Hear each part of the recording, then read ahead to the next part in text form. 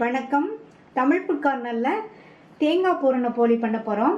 இந்த போலிக்கு வைக்க வேண்டிய பூரணத்தை ஈஸியான மெத்தடில் தயார் பண்ணி நம்ம இந்த போலியை செஞ்சுருக்கோம்.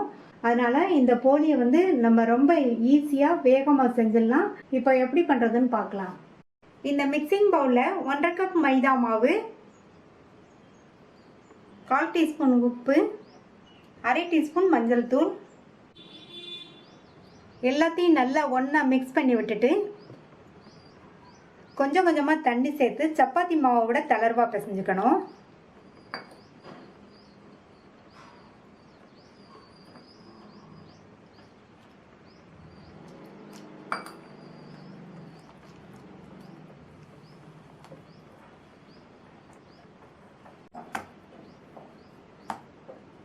கொஞ்சம் கொஞ்சமாக தண்ணி சேர்த்து பிசைஞ்சாச்சு. மாவு சப்பாத்தி மாவோட கொஞ்சம் தளர்வாக இருக்குது. இந்த மாதிரி இருந்தால் தான் போலி தட்டுறதுக்கு நமக்கு கரெக்டாக இருக்கும். இப்போ இதில் 1 டேபிள் ஸ்பூன் எண்ணெய் விட்டு மாவை நல்லா அழுத்தி பிசைஞ்சுக்கணும். ஒரு 5 நிமிஷத்துக்கு தொடர்ந்து இந்த மாதிரி அழுத்தி பிசைஞ்சுக்கோங்க. நம்ம எந்த அளவுக்கு மாவை அழுத்தம் கொடுத்து பிசைகிறோமோ அந்த அளவுக்கு போலி நல்லா சாஃப்டாக இருக்கும். இப்போ 5 நிமிஷமாக மாவை நல்லா அழுத்தம் கொடுத்து பிசைஞ்சாச்சு. நான் இதுக்கு கடலெண்ணெய் சேர்த்துருக்கேன். இதுக்கு பதில் நீங்கள் நெய் அல்லது குக்கிங் ஆயில் எதுனாலும் சேர்த்துக்கங்க. இப்போ மறுபடியும் இதில் 1.5 டேபிள் ஸ்பூன் எண்ணெய் சேர்த்துக்கலாம். சேர்த்து நல்லா இந்த மாதிரி பிரட்டி விட்டுட்டு மூடி வச்சிடலாம். மாவு 3/4 மணி நேரத்துலேருந்து 1 மணி நேரம் ஊறட்டும். ஸ்டவ்வில் ஒரு பேன் போட்டிருக்கேன்.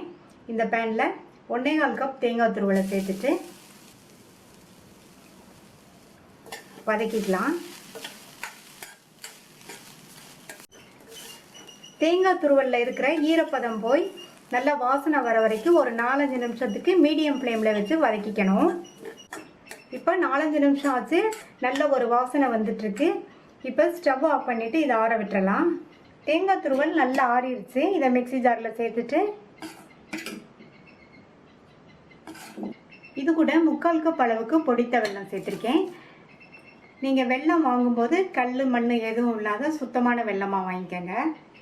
அடுத்து இது கூட 1/2 டீஸ்பூன் ஏலக்காய் பவுடர் சேர்த்து இப்போ எல்லாமே ஒன்றா மிக்ஸ் ஆகிற மாதிரி அரைச்சிக்கலாம். எல்லாம் நல்லா ஒன்றா மிக்ஸ் ஆகிற மாதிரி அரைச்சாச்சு. நம்மளுடைய பூரணம் ஈஸியாக ரெடி ஆயிடுச்சு. இப்போ இது கூட 1/2 டேபிள் ஸ்பூன் நெய் சேர்த்து நல்லா ஒரு தடவை பிசைஞ்சுக்கலாம். இந்த மாதிரி நெய் சேர்த்தோம்னா போலி சாப்பிடும்போது இந்த பூரணம் நெய் வாசனையோடு நல்லாயிருக்கும். நல்லா பிசைஞ்சாச்சு. இப்போ இதை உருண்டைகளாக உருட்டி வச்சுக்கலாம். உங்களுக்கு எந்த சைஸ் வேணுமோ அந்த சைஸ்க்கு உருட்டி வச்சுக்கோங்க. நான் இந்த சைஸ்க்கு உருட்டுறேன்.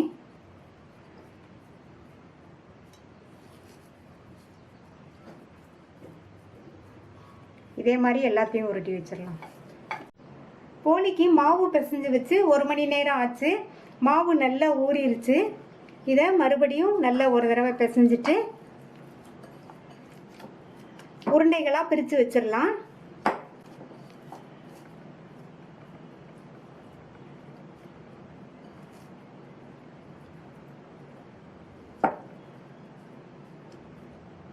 மாவையும் பூரணத்தையும் தனித்தனியாக உருட்டி வச்சாச்சு. இப்போ போலியை தட்டிடலாம். போலியை தட்டுறதுக்கு வாழை இலையோ அல்லது பிளாஸ்டிக் ஷீட்டோ எடுத்துக்கோங்க. நான் வாழை இலையில் எண்ணெய் அப்ளை பண்ணி வச்சுருக்கேன். ரெடி பண்ணி வச்ச மாவுலேருந்து ஒரு உருண்டை மாவு எடுத்து இலையில் வச்சுட்டு கையில் இந்த மாதிரி 3 விரலில் படுற மாதிரி எண்ணெயை தொட்டுட்டு இதை கொஞ்சம் பெருசாக விரிச்சுக்கணும்.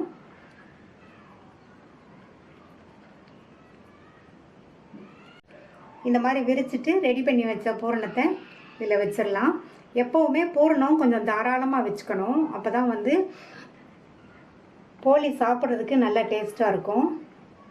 இப்போ இந்த மாதிரி க்ளோஸ் பண்ணிவிட்டு மேலே உள்ள இந்த எக்ஸஸான மாவை மட்டும் எடுத்துடலாம்.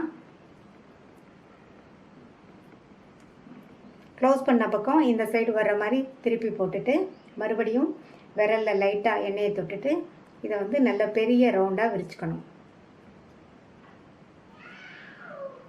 ரொம்ப மெல்லிசாவும் இல்லாமல் ரொம்ப திக்காகவும் இல்லாமல் ஒரு மீடியம் திக்னஸில் இருக்கிற மாதிரி வச்சுக்கணும். சப்போஸ் உங்களுக்கு திக்காக வேணும்னாலும் நீங்கள் திக்காகவே தட்டிக்கங்க. நல்லா ரவுண்டாக தட்டியாச்சு, மீடியம் திக்னஸில் இருக்குது. இப்போ இதை தோசைக்கல்லில் போட்டு எடுத்துடலாம். ஸ்டவ்வில் தோசைக்கல் போட்டு சூடாயிடுச்சு. தோசைக்கல் வந்து மீடியம் ஹீட்டில் தான் இருக்கணும்.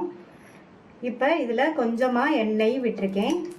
நம்ம தட்டி வச்ச போலியை இலையோடையே எடுத்து தோசைக்கல் மேலே வச்சுக்கலாம். நம்ம வந்து எண்ணெய் தடவி நம்ம போலி தட்டினதுனால நல்லா ஈஸியாகவே எடுக்க வந்துடும். ஸ்டவ்வை லோ மீடியம் ஃப்ளேமில் வச்சுக்கோங்க. ஃப்ளேமை கூட்டி வச்சோம்னா ஸ்வீட் போலிங்கிறதுனால கருகி போகிறதுக்கு சான்ஸ் இருக்குது. இப்போ வந்து மேலே கொஞ்சம் நெய் விட்டுக்கலாம். நெய் வந்து உங்களுக்கு விருப்பப்படி நிறைய வேணாலும் விட்டுக்கோங்க. குழந்தைங்க சாப்பிட்ற மாதிரி இருந்தால் நிறைய சேர்த்துக்கோங்க. நீங்கள் இதுக்கு பதில் எண்ணெயோ அல்லது நெய்யும் எண்ணெயும் கலந்த கலவையோ விட்டுக்கலாம். இப்போ போலியை பரட்டி போட்டுக்கலாம். மறுபடியும் மேலே லைட்டாக நெய் விடுறேன்.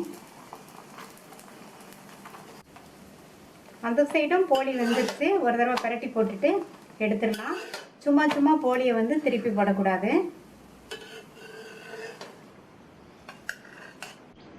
ரொம்ப ஈஸியாக பண்ணக்கூடிய டேஸ்டான தேங்காய் பூரன் போலி ரெடி ஆயிடுச்சு.